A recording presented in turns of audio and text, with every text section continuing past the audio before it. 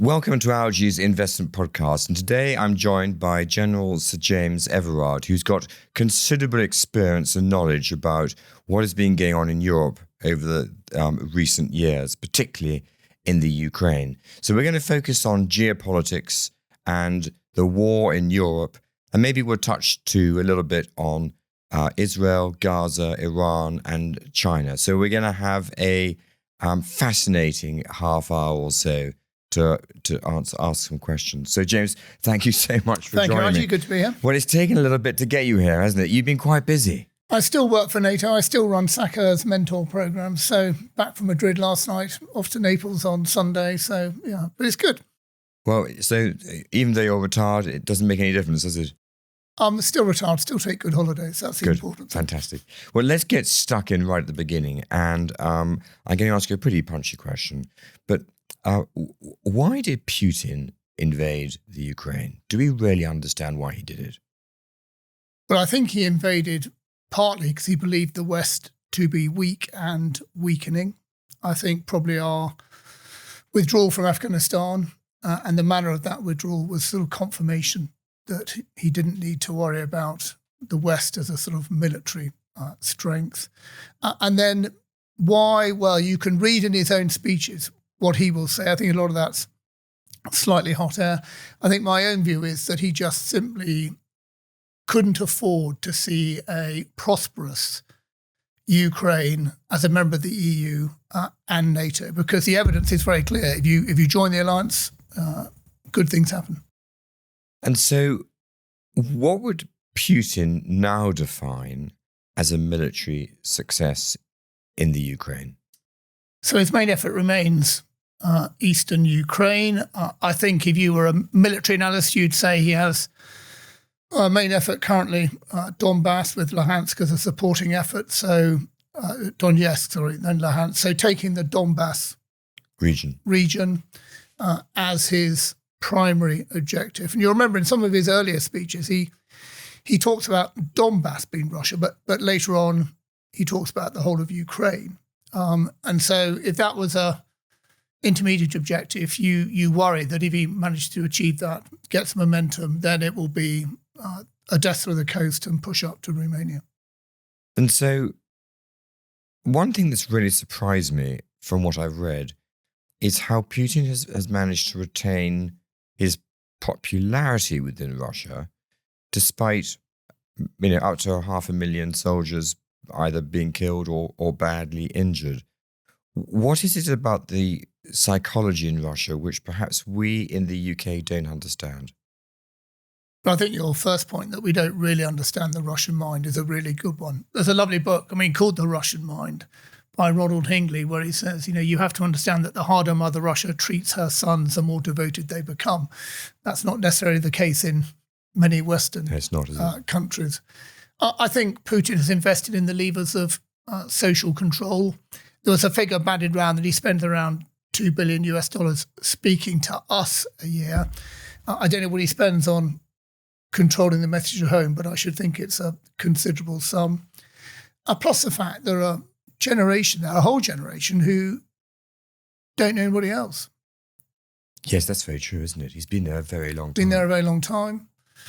And probably, you keep your head down as well, because if you don't, you can end up with it off. Doing hard time, or it off, How hard has the Russian military been hit in terms of its resources being depleted, damaged by the Ukraine's pretty substantial response? I would turn the question around, because I'm more interested not in what they've lost, but what they've got left.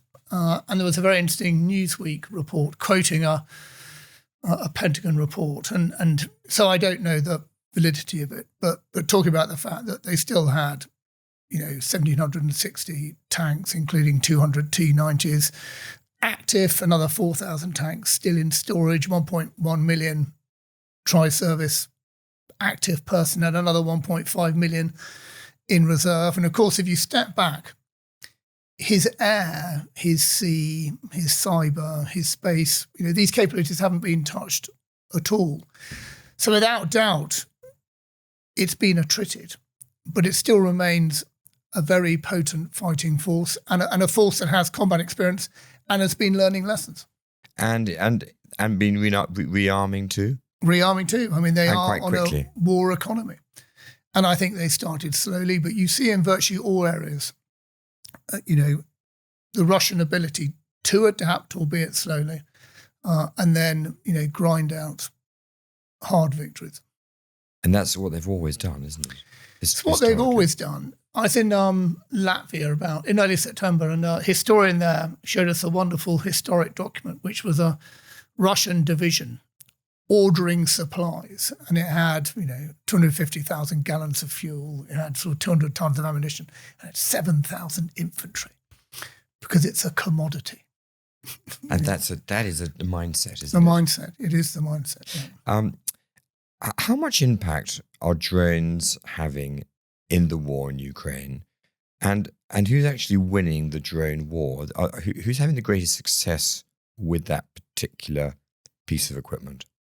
Well, without doubt, the Ukrainians were first out of the block on drones. I think they remain hugely creative. But back to that point, Russia watches, learns, adapts, and has built capability in that area. So I don't know who has primacy at the moment. In our day, it was armour, anti-armour. Mm-hmm. Now it's drone, counter-drone. And you see in these reports, what worked yesterday doesn't work today. So you have to adapt. Keep on adapting. And I saw another, a Ukrainian saying half the war's about drones and half's about the rest of fighting. But I worry a bit that in the West we say that drones are the answer, drones are the answer. Well, if they're the answer, and there are thousands in the air every day in Ukraine, how come they're not being decisive? So it's another weapon system. It's another tool. Yeah, another tool. So the numbers I looked at, they may not be quite accurate, but approximately 18% of Ukraine is now under or occupied by Russia. There's nearly 6.5 million refugees. I don't know whether you can answer this question, but has the West lost its energy to defend democracy, or does it feel a bit more like they prefer being defensive rather than offensive? I think President Putin believed that the West could be divided, US from Europe and Europeans amongst themselves, and we haven't been. I think we've been remarkably solid, which is a good thing. And I don't see any lack of NATO allies' will to support Ukraine. I think the bigger problem is the capacity to do so. I mean, as you give, you should be replacing not just for your own stock, but for stuff to give Ukraine. And I think one of the big stories here will be the inability for us to wind up our defence industry as quickly as it needs to have been wound up to keep the clogs of war turning. And how long would it take to wind it up? It must take a couple of years, doesn't it? Well, I hope it's happening, and you're told it's happening. And there's always a danger in quoting cocktail party stories, but, and so ignore this to taste if you don't like it. But someone was telling me that, they're producing 8 times what they were producing at the start of the 22 war, but that's still only 30% of capacity. Okay, so we're well off. Yeah, well done, but no cigar. And on a serious point, can Zelensky, can he win this war? So I think you have to go on probability. I'm speaking here not as NATO, but as a supporter of NATO and as an observer. You have to go on probability. And so you weigh up all the factors. And I think what you need to measure is combat potential, not combat power, combat potential. And therefore, based on those factors, the probability of Zelensky winning is low. Unless you have a black swan moment, or the West step up its support so that correlation of forces equation lands more in Zelensky's favour. And to give some gravitas to answer my next question, could you explain in sort of layman's terms what your what your last job you did for NATO was. So my last job, I retired from the army in 2020, and I was the Deputy Supreme Allied Commander Europe. As NATO had, and it seems late in the day, finally identified Russia and terrorism as the two primary threats to the alliance, and embarked on a rapid and pretty profound transformation of the alliance back to its core purpose of collective defence. And they have done, I think, a remarkable job in terms of the plans they have for modern deterrence and defence. But of course, the hard bit starts now, which is underpinning it with the military muscle so that it's real. And the financial might. And the financial might. And you'll see constant reference to defence spending. And, and it's a challenge, isn't it? And you go back, what was UK spending at the end of the Cold War?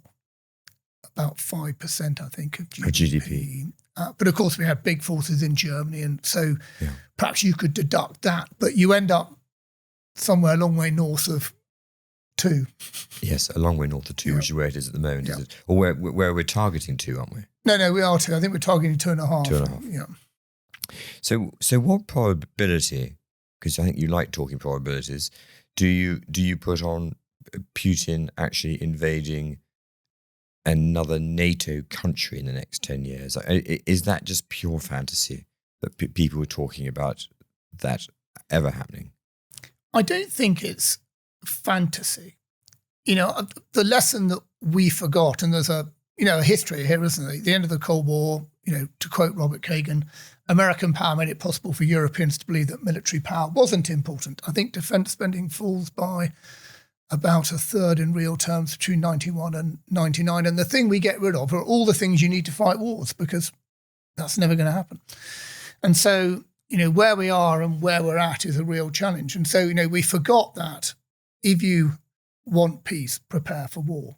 And there's a big gap. Very simple. Very simple, so what's the problem? And I don't think Putin, we used to go to Magdeburg, you'd see that, the arrows going all the way to the Channel. No, I don't think that's remotely in his mind. But if you wish to demonstrate the failure of the Western global order, and particularly NATO, you have to demonstrate that Article 5 is hollow. And you can do that by taking a chunk of territory somewhere and then... And we can talk about that in more depth in a second. So I read a very interesting piece that said that NATO thought that there was a possibility that they'd be at war with Russia within 20 years. Boris Pistorius, who, for those who don't know, is the defense minister of Germany, he thought it was more likely sort of 3 to 5 years. And Norway's head of the armed forces also thought it was somewhere around sort of 5 years. What is your current thinking? Where with all that experience of working within NATO, do you think? Well, I'm not sure. I know you quote the figure there of 20 years. I hadn't heard that before as an official NATO view. I mean, I have my own view here, which is, why would President Putin wait while NATO grows stronger when he has a significant readiness and combat power advantage right now? Yeah. And so I don't think he would want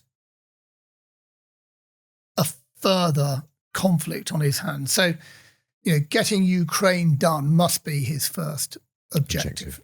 And then you and I could speculate, but Moldova and Georgia, these tidying up, you might call it in his mind. But then why not? And so when people talk about 20 years, again, I come back to my point, if you want peace, prepare for war.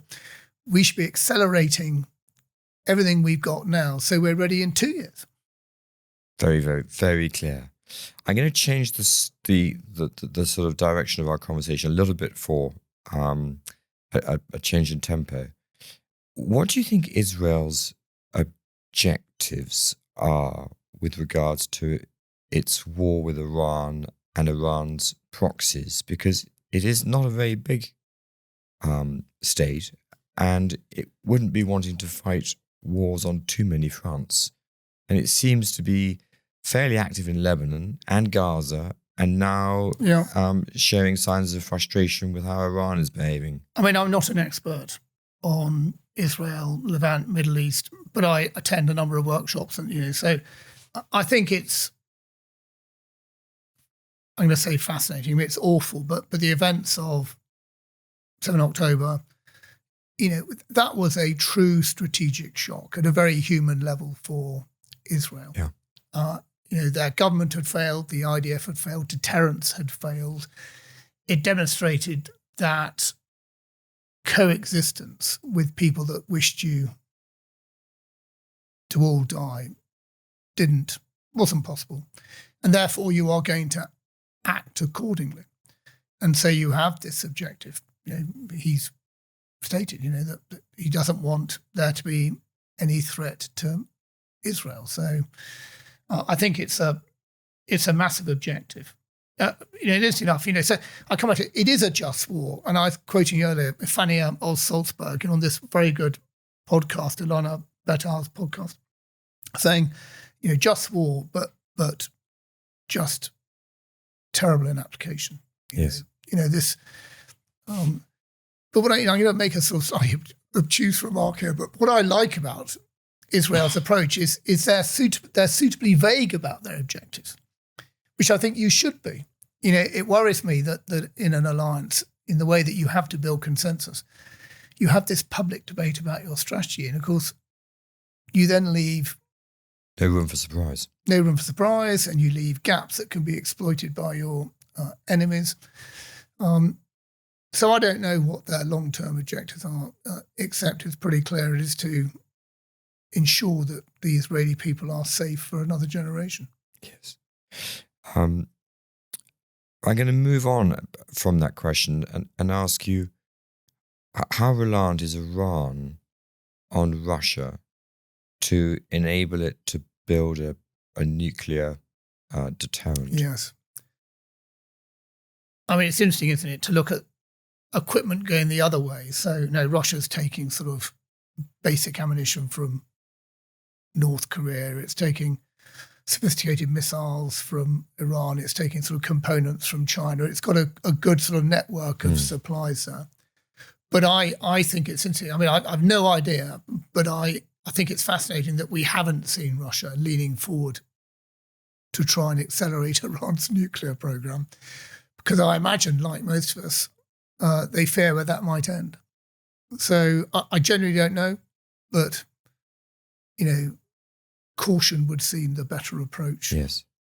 And moving back to your area of real in-depth expertise and knowledge on NATO, of course, you mentioned Article 5, which, as you say, enshrines the principle of collective defence. What confidence, with your knowledge now, do you have of a sort of unanimous support of NATO's members if a single country were to be invaded? Well, it is the North Atlantic Treaty, by the way, is a model of brevity, simplicity, clarity. That the articles, including this commitment to defend each other. And of course, people get confused. Article 5, we're off to war. No, actually, it invites people to consider all necessary steps. So there's a bit of maneuver room to decide what it is you need to do. It doesn't necessarily mean you go and fight, but in the strategic concept, the new strategic concept, the core document for the alliance, Madrid 2022, the ironclad commitment is again made, agreed by all 32 nations. And when you look at these plans, here we have, we have a new strategy for deterrence defence. These plans have been operationalised theatre-wide. These plans now have corps assigned across the whole front, from the Koda Peninsula down to the 2 Turkish corps in this plan. 32 nations all agreed. There's a lot of effort to go to if you don't mean it. It really is, isn't it? So actually your confidence is pretty high. That My confidence is high because... That NATO is not too unwieldy now. It's got 32 members. No, it's not too unwieldy. And of course, when you look at where the bulk of that combat power sits in the alliance, it doesn't sit with 32 nations. It sits with a much smaller, harder core. And I come back to, I just think everybody, including the US, when they look into Europe, they see that they are better off with NATO than they are without it. And so I'd be amazed if people didn't honour that commitment, because without it, the balloon is popped. And of course, NATO's spending, if we look back to 2023, was about $1.26 trillion, of which $860 billion came from the US. Do you think the other countries are going to stand up to the plate? Because the last US president was getting pretty peeved that the European... Well, the mathematics are complicated because the US might have a defence budget of 800, 900, who knows, $billion, but not all of that is producing outputs in Europe. Yeah. I think it's fair to say that the US probably underpinned by about 2/3 of the money and more than 50% of the capability. And that's how the model was designed. But the world's changed. We should not expect them to do that. And under the banner of European autonomy, which every I know agrees with, including the US, Europe needs to be spending more. And taking responsibility for its own security. Taking responsibility, yeah. How important is the recent membership of both Sweden and Finland to NATO? One of the panel members in Madrid yesterday was the Finnish ambassador, fluent in Spanish. In fact, I was the only person in the room that wasn't fluent in Spanish. But I think it's hugely important. I mean, for Putin, it was an own goal. And I think what pushed Finland over the line was his constant declaration that they couldn't join NATO. I mean, he got exactly the opposite reaction to what he wanted. And support for NATO in Finland is extremely high. And of course, this is an army, along with Sweden, which is very capable, very strong. And also with the mindset that other nations could really do well to copy. I mean, you have disinformation classes in primary schools to educate people about the dangers of, you have a whole of nation concept, in a way that really delivers, because, they understand what the Russian beast is like. And of course, the further you get away from the front line, the less urgent it feels. And just to give our listeners a sort of a perception of how big the border is with Russia, Finland's border, you're going to give me the figure, I hope. It adds another. I'm thinking it's about 800 miles. It adds another 800. It's a pretty long border. But also, of course, it gives you reach north as well. The Arctic is one of those contested areas. So now you have a Nordic bloc. It's a huge addition to the alliance, and they are, by the way, if you're a partner and you become a member, you think the step up's going to be quite small. Actually, it's massive, and they were laughing about it the other day, saying, but they're doing it. It's fantastic. I was in Romania, big air base, and who was there? The Finns, because aircraft are arriving next to take over the air policing role. So they're doing good. They're absolutely, and the Swedes as well. And moving on to the EU, I mean, Macron and von der Leyen, they've been pretty vociferous about the defence policy. Is the EU itself a sort of a boon or a menace to Western defence? So I think this whole argument was buried, in my case, when the EU strategic compass, that weighty, not quite doorstop, but certainly paperweight, came out. And it makes it very clear that when it comes to collective defence, NATO has the lead. So that for me is perfect. Thank you very much. And the EU will take on with a stronger force the sort of task that it's been doing for a long time in terms of stability operations, etc., across Africa, the Middle East, and everything else. So for me, the division's quite clear. And in the end, if these countries end up spending more money to be stronger and more effective, then everybody's going to be happy. And what's your view of the United Nations? Does it have a role to play? Well, it has a role in the fact that it was partly designed to ensure that conflict didn't break out between the big powers, and you could argue that it's been successful in that. Yeah. But you can sense this frustration within the UN itself, because it clearly needs some form of adaptation, and it's not technical, it's political. And there's turkeys and Christmas and all this sort of stuff here. I don't know how that happens, but it's a source of huge frustration. And I mean, you probably served in a UN operation yourself. I mean, it can be hugely frustrating. You don't have much teeth because of all the layers of impartiality, etc. you run through. And just moving on to the onto the UK. Yep.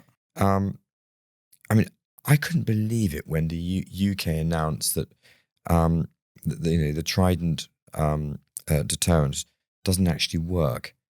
I don't think they announced it didn't work.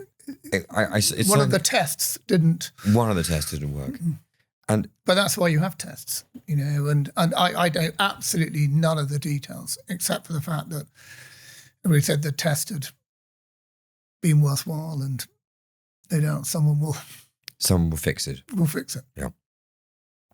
But then we have the MOD and the Treasury. Yes. And they seem to be sort of riven on the future of defence policy, and you've already touched on drones and the use of cyber and versus sort of balanced conventional warfare. What is the answer? Because there are different components now to defending what you believe in. I think this is it's a hugely interesting question. I mean, not only because if you look into it, in some shape or form, we've had 10 examinations of defence since 1991 and the collapse of the Soviet Union. I think you and I could happily agree that none of them appear to have made us stronger. Overcome by events, 9/11, overcome by affordability challenges, and probably overcome by the levels of our own over-ambition. And so is this one going to be different? I don't know. And I think there's a dilemma here, because in the NATO space, allies also too have agreed these plans. They also, I think, probably for the first time, have agreed the capabilities that you need to deliver these plans. And those have been brokered out to the 32 nations. So every nation knows what it has to deliver. And this is mostly about full spectrum operations. So there's a lot of what you and I would see as hard, heavy metal, air defence, etc. So in a way, UK, that's what you committed to deliver. You have to deliver that. And if you want to go off and come up with a better way of doing it, then you probably have to convince the alliance that is valid. And I generally don't know. My views on the STSR have been fed in through NATO, and I don't know where we're going to end up. But Hamish McMaster, wrote a very good essay on vampire fallacies, if you look it up. And one of his vampire fallacies is, this belief that tech will win. And of course, tech will win one day, but not yet, not now. So it's going to be a hugely difficult balance, because this is the era of no money still. We haven't really, have we, recovered from we certainly haven't. Global Eurozone financial crisis. Well, and of course that enables me to talk about the Tory party, who many would say have been willfully negligent in their approach to defence. Are Labour going to be any better? I mean, Starmer, Healy, Reeves, Lammy, with their strategic defence review they're doing in this year for the armed forces, is it going to be deliverance or dismemberment? I don't know. And I mean, you say, that no government's really done defence a favour, perhaps short-term favours, over the long term it's been a glide down. And, part of me is irritated by that. Then part of me thinks, actually, it's an incredibly difficult time to be a leader or a government. I would list 14 strategic shocks since 2021. Each one knocking you off course, or like the pandemic requiring bucketfuls of money to fix. So, I have a sympathy with all governments. But I think the danger, the trouble was that, deciding that Russia was going to be a strategic partner, which is what NATO's strategic concept said in 2010, and that the days of large-scale combat operations were over, and therefore you could get rid of all this stuff, turned out to be not a good decision. And as Little Hart said, why don't we learn the lessons from history? And one of the lessons is you can't beat history. I mean, it does rhyme. It rhyme. It comes around. Rhyme. Yeah. And as some people have said, we've used up the peace dividend. So Ben Wallace and I think Boris Johnson both think that Ukraine should be made a member of NATO tomorrow. Is that the right thing to say? I think it's absolutely the right thing to say, because it shows that they are standing by Ukraine. And I think having people of that stature internationally saying that is an important thing to do. But they will know, as well as I know, that consensus in 32 nations is hard to come by. And, I don't think necessarily people think that it's the right time for Ukraine to join NATO. I mean, because if we're honest, people worry about the consequences. Now, if Taylor Swift is anything to do with it, Trump won't win the election, apparently. But if Trump did win the election, do you think the US will try and draw up a peace agreement with Putin over Ukraine? Have I made it too simple? I think you've made it too simple in the fact that Ukraine gets the biggest vote here, doesn't it? Yeah. The US could withdraw its financial and its physical support, I think with huge damage to its reputation as a reliable ally. If that happened, would European nations step up to the plate? I hope in large part they would try to do so. My one lesson when I was DSACR was what President Trump said and then what he did were often two very different things. Two very difficult things. And and you could argue that what he said had a very positive effect on defence spending by allies. Without a doubt, it had an impact. But I come back to it. You look at the influence, the reach. I think NATO is the only place where America meets all these 31 allies every day. You're not going to walk away from that. And I think if you split with NATO on support to Ukraine, it's going to be very difficult. Very, very tough. Yeah. And actually, one of the things I've definitely picked up from you today is the strength of NATO and the desire and will of NATO to make sure that it achieves its objectives and we retain our freedoms.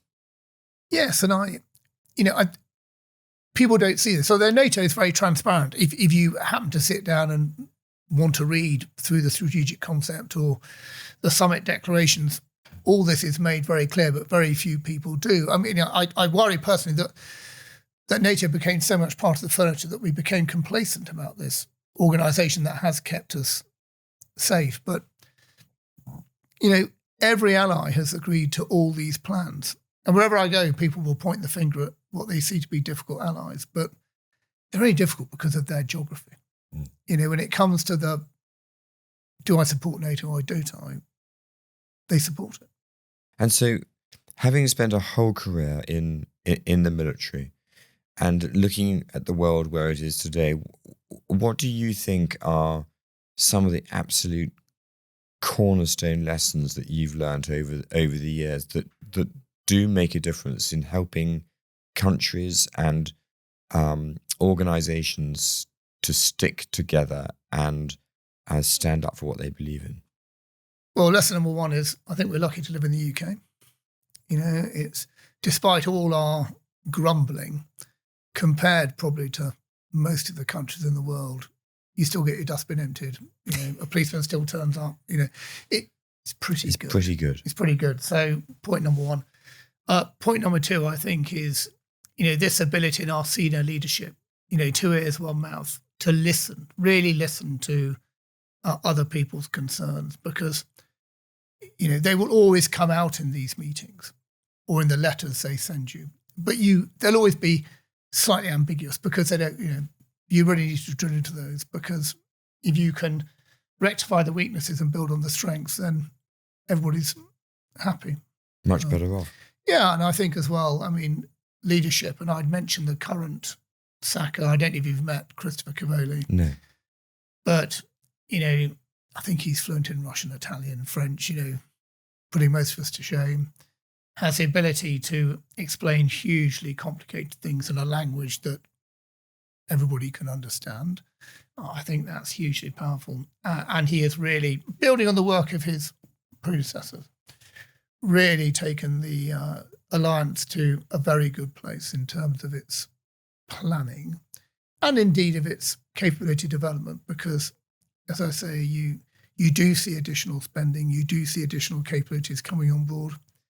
And if I had a chief of defence here from one of the B9 nations, he'd be saying, if it's affordable, if it gives me disproportionate impact, I can have it now, I'll buy it. Yes, sir. And I think that's a really brilliant way of ending our conversation. And you've actually given me an awful lot more confidence in all the people and the institutions that protect Western Europe. You can stop work on your bunker.